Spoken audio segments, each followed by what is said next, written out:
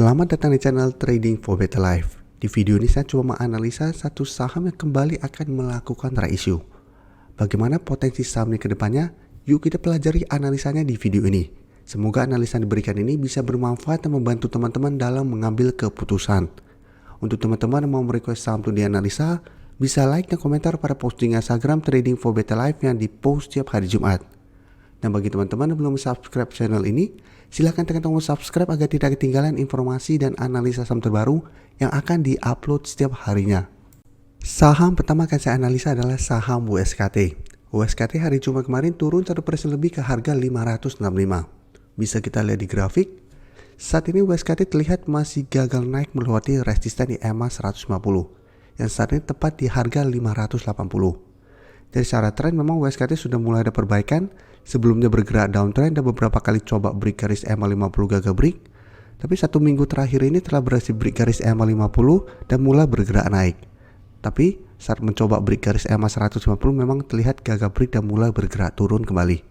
Jadi untuk teman-teman sudah berhasil beli di sekitar garis EMA 50 ini di sekitar harga 530 atau malah telah berhasil beli di sekitar harga 500, menurut saya WSKT masih bisa di hold saat ini. Walaupun satu minggu terakhir ini mulai melemah setelah gagal break garis EMA 150. Dan untuk garis MACD saat ini mulai bergerak sideways. Dan kemarin keluar pemberitaan bahwa WSKT akan reissue lagi 8,72 miliar bernominal Rp100. Bisa kita bahas sekilas di sini.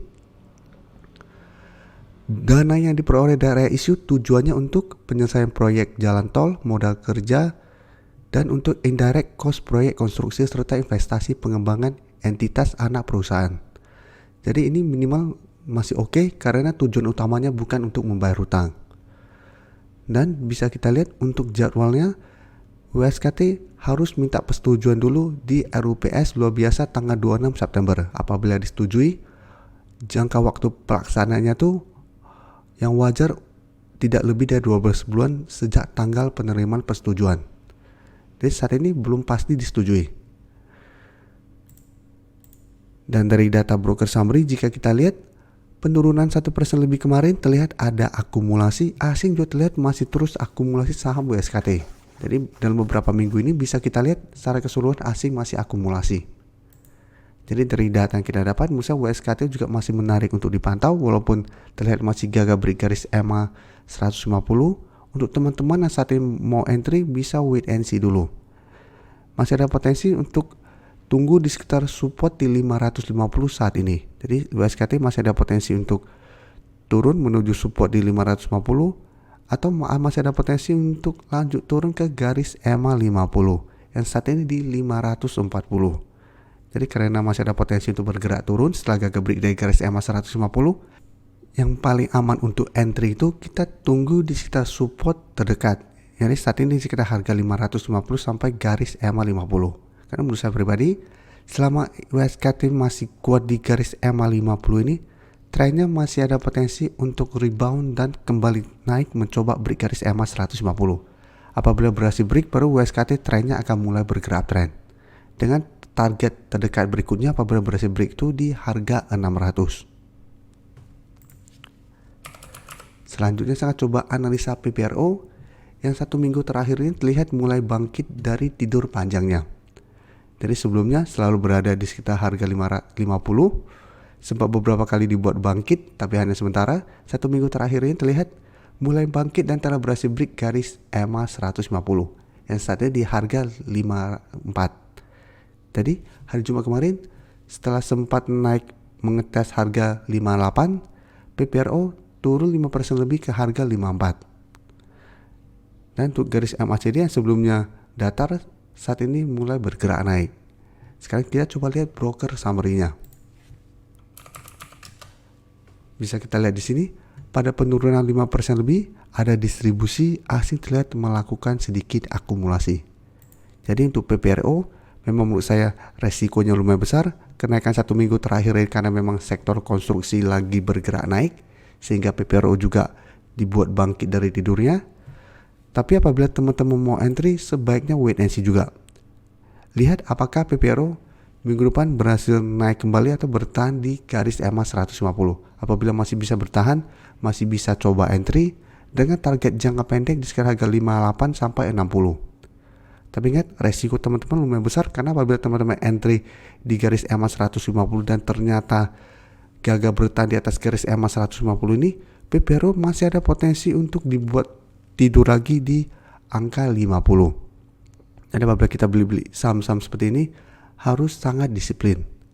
Jangan sampai takut cut loss, malah dana kita akan tertahan lama lagi apabila dibuat tidur kembali. Jadi bisa coba entry menurut saya hanya untuk trading jangka pendek. Dan sebaiknya jangan entry apabila ternyata PPRO minggu depan turun di bawah garis EMA 150. Karena resikonya akan sangat besar untuk dibuat tidur kembali. Apalagi teman-teman lihat apabila ternyata minggu depan sektor konstruksi masih bergerak turun, PPRO harusnya juga akan bergerak turun. Berikutnya saya akan update pergerakan dari INKP. INKP hari Jumat kemarin naik 0,63% ke harga 8.000. Dan secara tren bisa kita lihat INKP trennya sudah mulai bergerak uptrend saat ini. Jadi saat ini telah berhasil break garis EMA 50 dan 150. Setelah berhasil break bisa kita lihat INKP terus bergerak naik. Dan untuk garis MACD pun bisa kita lihat saat ini telah berpotongan dan bergerak naik. Dan dari data broker summary bisa kita lihat kenaikan hari Jumat kemarin terlihat ada akumulasi asing, bisa teman-teman lihat terus akumulasi saham INKP dalam beberapa minggu terakhir ini.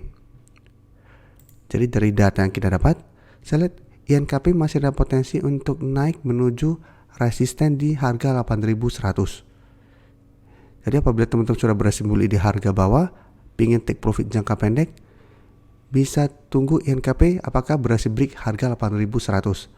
Apabila minggu depan pada saat naik mendekati atau menyentuh harga 8.100 ternyata gagal break, bisa pertimbangkan untuk take profit dulu. Setelah itu tunggu kembali di garis EMA 150 yang saat di 7.850 untuk re-entry kembali.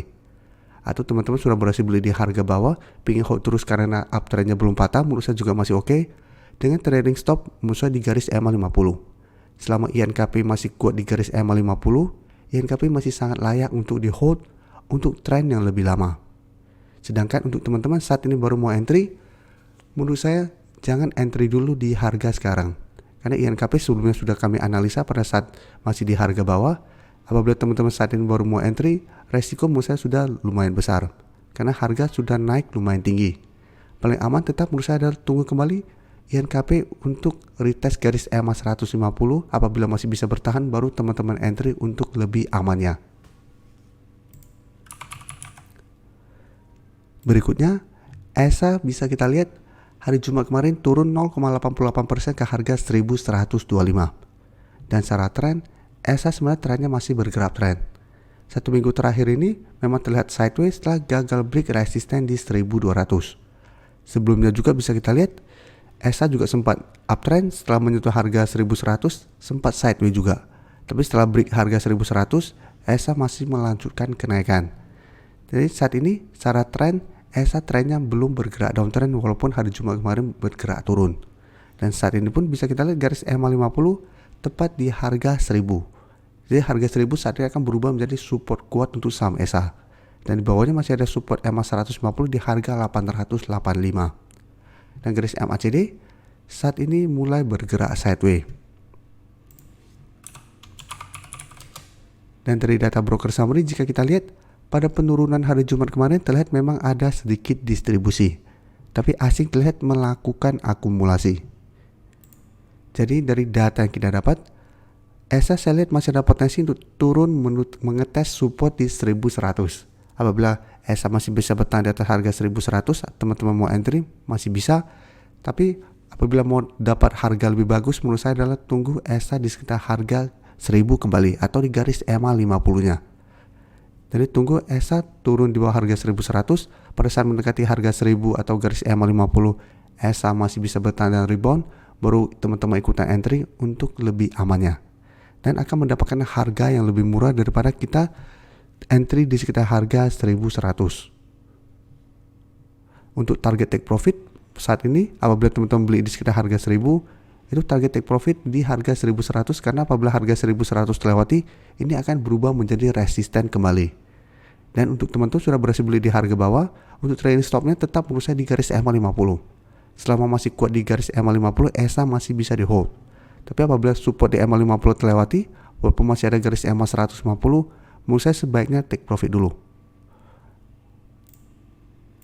Terima kasih telah menonton video ini. Like dan share video ini bila bermanfaat bagi teman-teman, dan support channel ini dengan cara tekan tombol subscribe agar channel ini bisa makin berkembang dan bisa membantu lebih banyak orang lagi. Terima kasih.